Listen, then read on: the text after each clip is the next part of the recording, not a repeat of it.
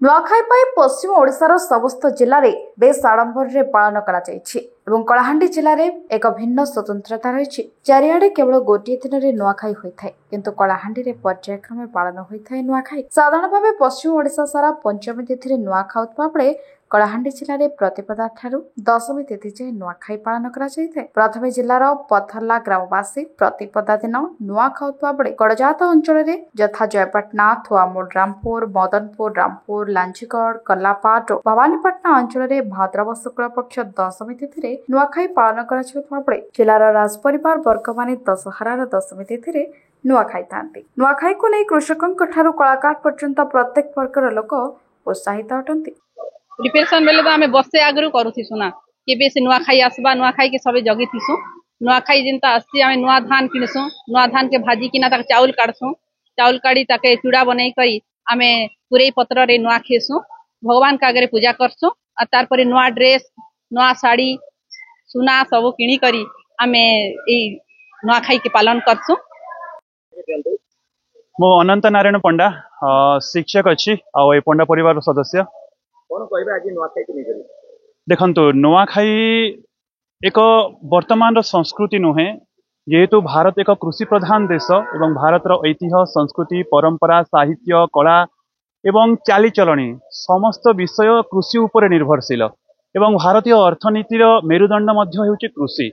तेणु यही कृषि भित्तिक पर्व जहाँकि आम ओडिशार पश्चिमांचल रे आमे नुआखाई भाव में पालन करिथाउ, ताहा केवल पश्चिमांचल रे नुहे, भारतर अन्यान्य प्रांतर मध्य भिन्न भिन्न नाम रे यह पालित होइथाय। किंतु आमे जदि ऐतिहासिक दृष्टिकोण देखिबा नुआखाईटी को, जियो दिनठू माँ समलेश्वरींकर 7टी रूप जहाँ रही अछि, समलेश्वरी, माणिकेश्वरी, पाटनेश्वरी, सुरेश्वरी आउ जिते तांकर 7टी रूप अछि, सेही दिनठू ही नुआखाईर इतिहास आरंभ होइछि। किंतु परवर्ती समय रे द्वादश शताब्दी रे जेतेबेले राजा रमाई देव जे कि चौहान वंशर राजा थिले पाटनागढ़, तत्कालीन समय ए नुआखाई पर्वटी को तांकर प्रोत्साहन रे अधिक सामाजिक आदृति लाभ करिथिला। ए नुआखाई जो पर्व आज आमे जहाँ पालन करूछु ए पंचमी तिथि रे, केतेक अंचल रे जहाँ कि दशमी तिथि रे मध्य पालन करा जाए, तार समुदाय 9टी रंग अछि एवं आज आमे अंतिम रंग रे आमे पहुंचीछु। तार प्रथम रंग जहाँ रही अछि बेहरेन लगन देखा, तापरे तार परवर्ती तार पर्याय रे सफा सुतुरा, लिपा पोछा, तापरे डका हका, तापरे घिना बिकना, तापरे नवा धान खोजा, तापरे आसे नवार्ण, नवार्ण परे जुहार और भेटघाट।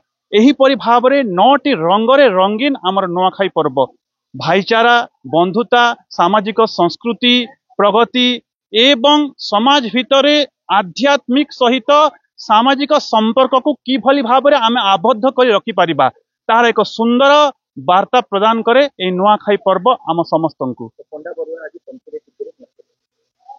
आज आम पंडा परिवार पक्षरु, पंडा परिवार माने आमर पिपलगुड़ार जो पंडा परिवार जो माने कि वर्तमान कपूरमाल, जयपाटना, बालीजोर, कादोपदर, करमेली एवं एमिति भाव भिन्न भिन्न ग्राम अछंती।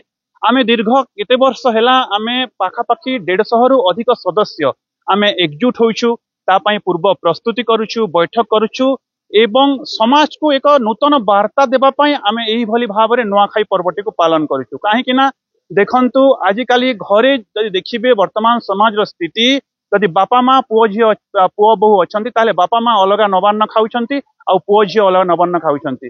किंतु आमे वर्तमान समाज को गोटे वार्ता देबा को चाहूछु जे आमे गोटे 4टी पीढ़ी रो 150 सदस्य गोटे जगह ए नुआखाई रो संस्कृति ही एया जे आम समस्त को जोड़ीबार पर्व, वर्ष वर्ष मास मास धरी जो संपर्क नष्ट होईछि ताकू पुणी थरे स्थापन करिबार पर्व जेहेतु नुआखाई, तेणु आम पंडा परिवार एई भली गोटे प्रयास दीर्घ दिन हेला जारी रखिछि एवं आगामी दिन रे मध्य ए प्रयास जारी रहिबो। समस्तंकु सर्वप्रथम मोर नुआखाई जुआर। आमर पश्चिम ओडिशार कृषि भित्तिक गणपर्व होछि आमर नुआखाई। एटा आमे गोटे 8 दिन हला आज इटा आमर प्रिपरेशन चलीचे। आमर फैमिली सब के मार्केटिंग फार्केटिंग जे करी कपड़ा फपड़ा सब नुआ घिनी करी, कुरे पतर आनी करी, नुआ दान आनी करी, चूड़ा कुटी करी, एटा आमर 2टा बुढ़ा मोहन पंडा और चैतन पंडार 2टा बुढ़ार फैमिली आमे 150 मेंबर अछु। मात्र किछि 10-15 जन नहीं आसी पारलार, समस्ते एकत्रित हो बहुत आनंद उल्लास सहित आज आमे नुआ खाइछु। सर्वप्रथम मोर नुआखाई जुआर। मोर ना संग्राम केसरी पंडा। आउ आज पंचमी तिथि भाद्रव मास शुक्ल पक्ष आमे पंडा परिवार समस्ते एकाठी नवान्न भक्षण कलु। माँ समलेश्वरी समलपुर माँ समलेश्वरी पाखे नवान्न भक्षण है आमे समस्ते ये पंचमी तिथि रे पंडा परिवार 130 सदस्य आमे आज चलित वर्ष नवान्न भक्षण कलु। एवं आम अंचल यथा जयपाटना भवानीपाटना गड़जात अंचल जेनटा कलाहांडी से माने दशमी तिथि रे नवान्नटा भक्षण करसन। आउ इटा कृषि भित्तिक पर्व जेनटा कि समस्त आशा रखी थी बांधी करी सब परिवारटा एकजुट हेसन नवान्न रे समस्ते हस उल्लास रे पर्वटा के पालन करसन। Kalahandi Vikramaditya Singh report metro 24।